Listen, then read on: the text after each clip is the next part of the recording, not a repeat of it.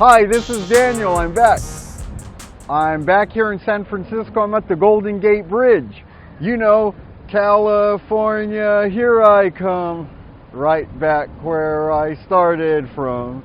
Anyway, there's a song that goes with it. But there's a joke that says that the coldest winter I spent was the summer I spent in San Francisco.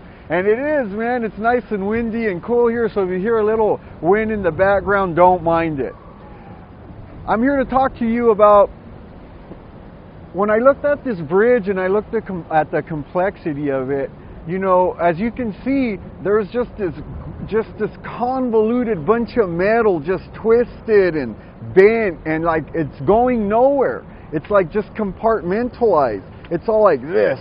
And if you were able to look into my head, there was a time in my life where it was just like, all my thoughts were like this metal that was unbendable, just convoluted, just going nowhere, just all twisted up.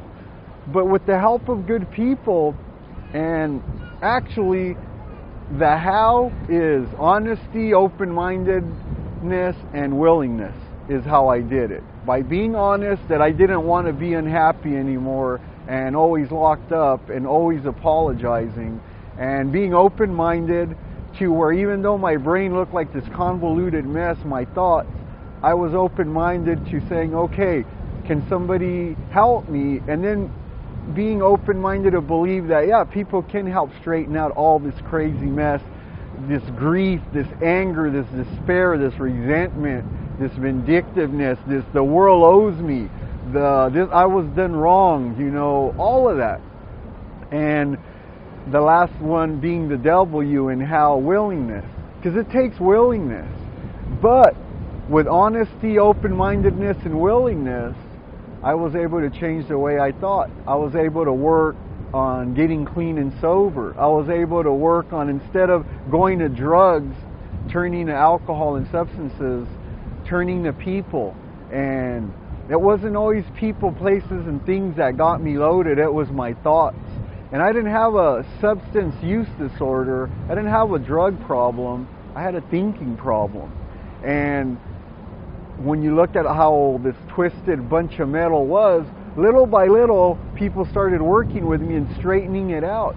And then that's where you can see where the bridge, little by little, started forming. And suddenly, I went from this mess of thoughts into straight lines, a bridge to the other side, where there was serenity and peace and joy and accomplishment and positiveness. And by building that bridge, it was also a bridge of support.